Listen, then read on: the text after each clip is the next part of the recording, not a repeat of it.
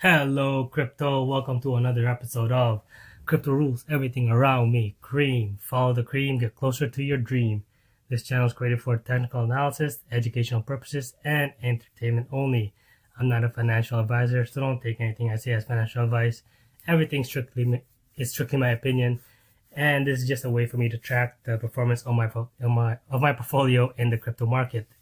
So let's get started, guys. It is bleeding red on a Friday. It is June 3rd, all right? June 3rd. So, as you can see right now, Bitcoin is at 29,931, and we are down 0.33% with a high of $31,085 and a low of 29,678, and I'm pretty sure that's gonna hit soon. Let's go to crypto. What do you call it?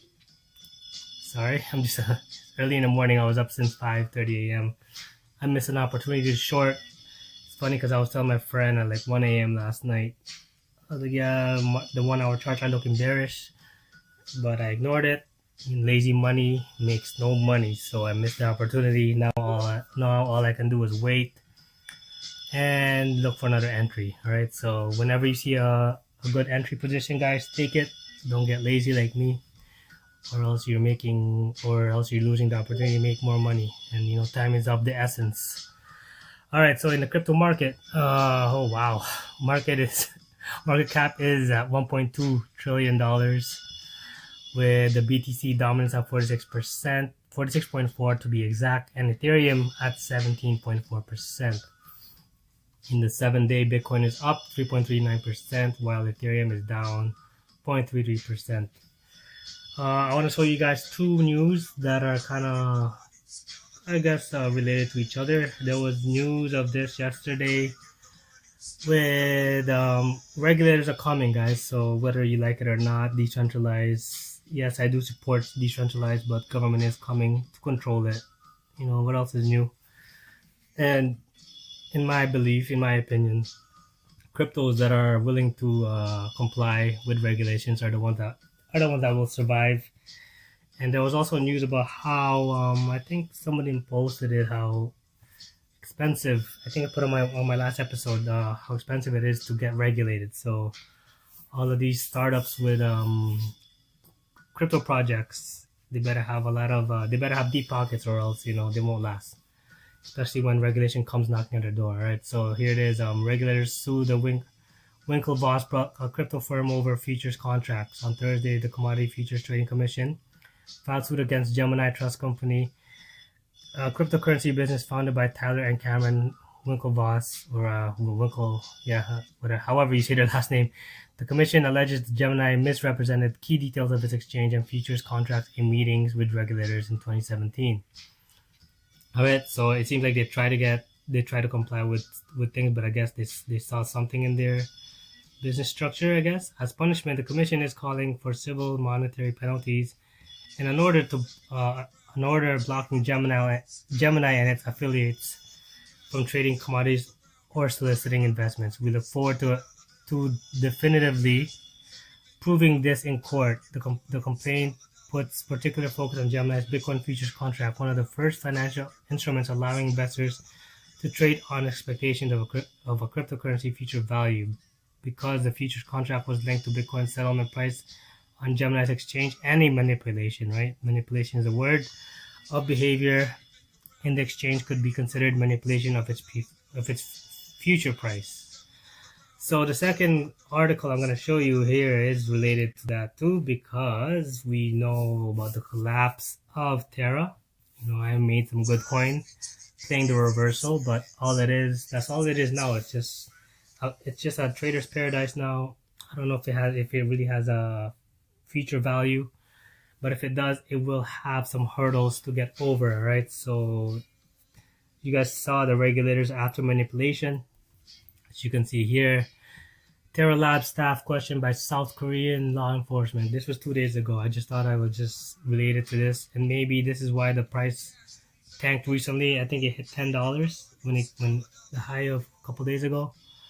I was shorting it as well at $8, but I only made like stupid. It wasn't even good profit, but it's still a profit, right? So the company behind former stablecoin may still get into legal trouble as authorities summon Terra Labs employees.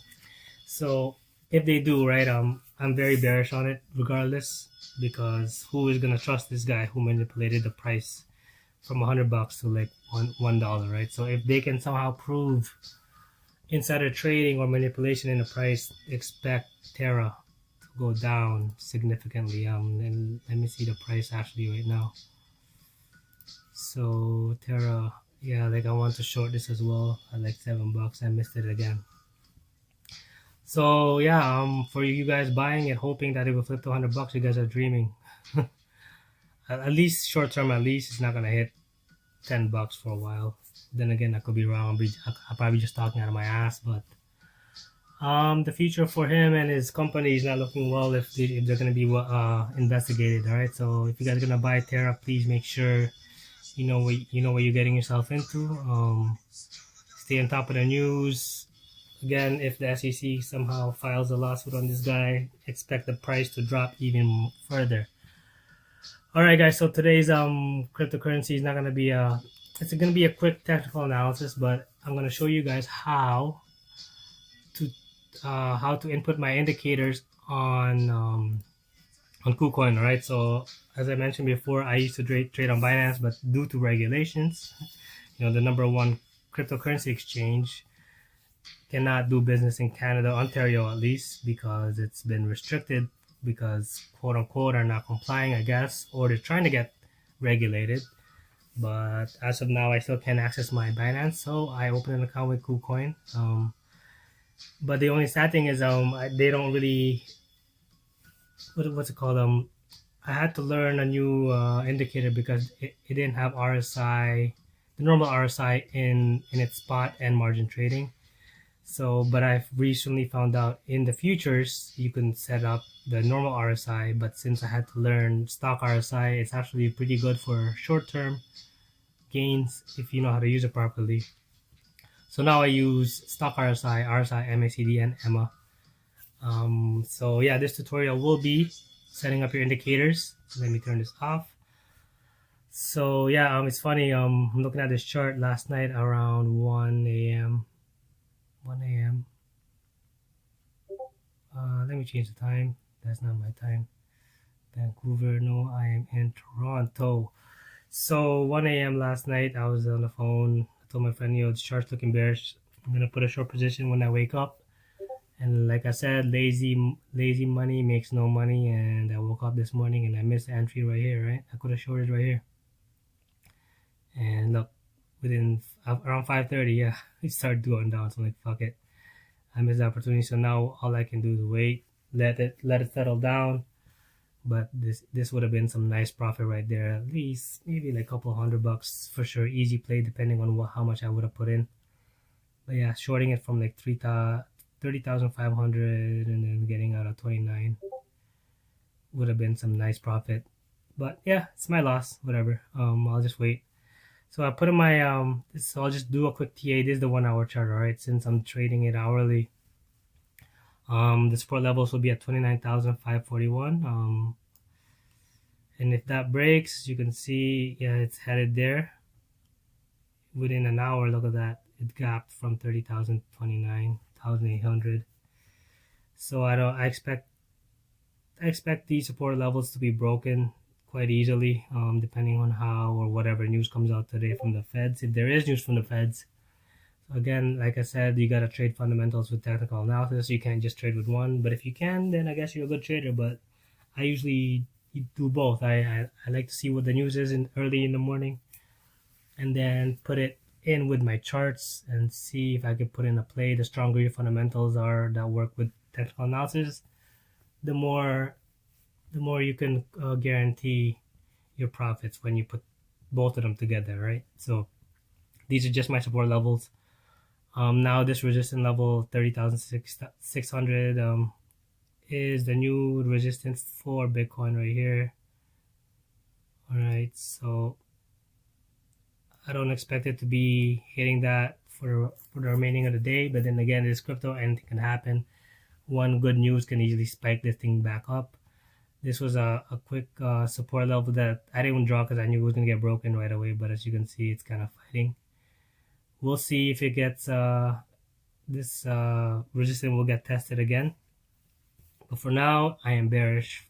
Trade accordingly. It is Friday, and then on the weekend we don't really get much volume, so if you don't hit these low levels, we probably hit them on the weekend. All right, so now I'm gonna show you how to set up my indicators on KUCOIN. The first things I do is EMA. If you guys don't know why, if you're new to my channel, why I call EMAs EMA, I'm gonna post a link on the top right corner.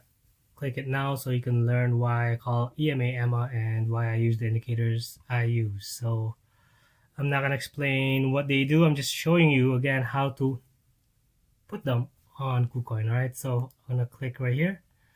I'm gonna click indicators, type in EMA, and then EMA cross, press it 4 times. All right, and then right after that I use MACD, and then RSI. That's the normal one, and then the new one, stochastic RSI. All right, so I will adjust the colors, but for now, first EMA or EMA, right? I changed that to 10 days. Change the short, take this off, change the short into green because green is my bullish crossover. And then press OK, right? So the next one right here, change this into 20.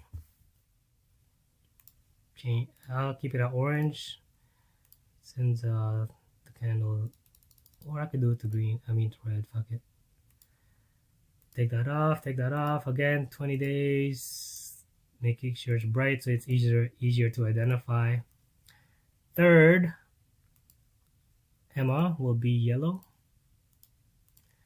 again make it bright so it's easier to see. And this is the 50, right? One of the major indicators for EMAs.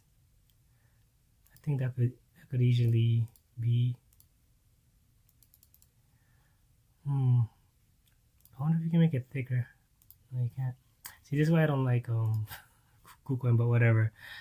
I gotta work with what I have, right? So I'm so grateful that I'm able to trade with at least one exchange. So usually I have the 50 EMA and 200 EMA lines, thick lines, so they're easier to identify from my shorter plays on EMA. The 10 and 20 are my short term, and 50 and 200 are my long term plays. So yeah, I usually make them thicker just so they can be different. So the last one will be 200, and as you can see, it's kind of poorly, the visuals is poor. Let me change it to a brighter pink, I guess.